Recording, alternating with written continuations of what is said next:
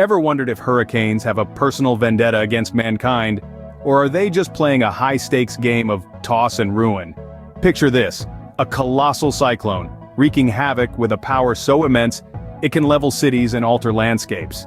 These are not your average rain showers, folks. These are hurricanes, nature's own demolition derby. And, in the annals of history, there have been a few that have taken this game to a whole new level.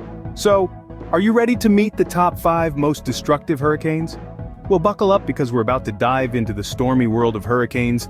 Imagine a world where hurricanes had a leaderboard. Who do you think would be the reigning champion? Ladies and gentlemen, let's dive into the world of the top 5 most destructive hurricanes. And trust me, this isn't a race any of them want to win.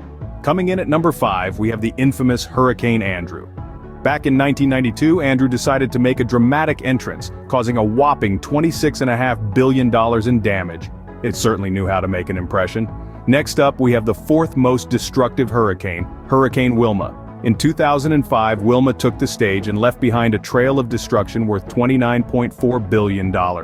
Talk about a costly performance. Stepping up to the 3rd place podium, we find Hurricane Ike.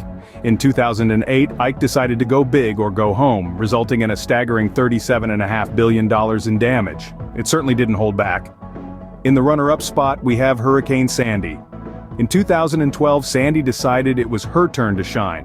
With $75 billion in damage, she certainly left her mark. And now, drumroll please, for the reigning champion of destruction, Hurricane Katrina. In 2005, Katrina decided to outdo them all. With a record-breaking $108 billion in damage, and at least 1,245 fatalities, she certainly earned her title. But let's be clear, this is a title no one wants to hold.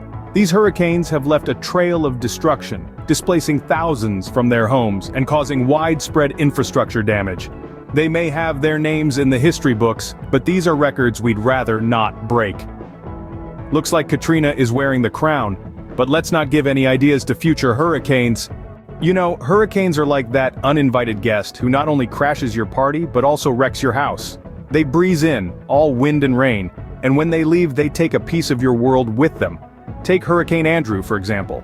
Back in the summer of '92, Andrew didn't just cause a whopping $26.5 billion in damage, it also displaced thousands from their homes.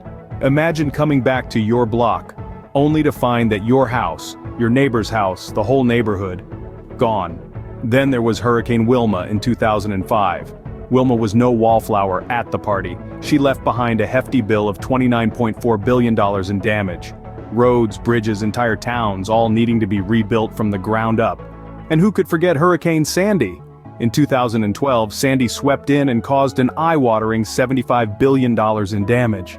Infrastructure damage is a fancy term for saying Sandy pulled the rug out from under us, quite literally in some cases. But the queen of destruction was undoubtedly Katrina, also from 2005. She was the costliest at a staggering $108 billion in damage and one of the deadliest with at least 1,245 fatalities.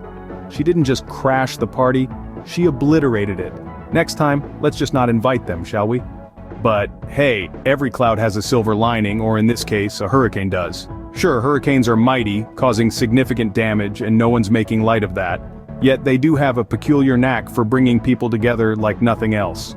In the face of adversity, communities unite, neighbors lend helping hands, and strangers become friends. It's as if hurricanes serve as a reminder of our shared humanity, prompting us to set aside our differences and work together. Not to mention, hurricanes also push us to innovate. They challenge our disaster preparedness and response systems, driving us to come up with new strategies, technologies, and policies to better protect ourselves. It's like a tough love lesson from Mother Nature herself, pushing us to evolve and adapt. So, in a twisted, roundabout way, hurricanes do offer something positive. It's like finding a dollop of humor in the eye of the storm, a chuckle amidst the chaos. So hurricanes, keep your high scores to yourself. We have communities to build and lives to live.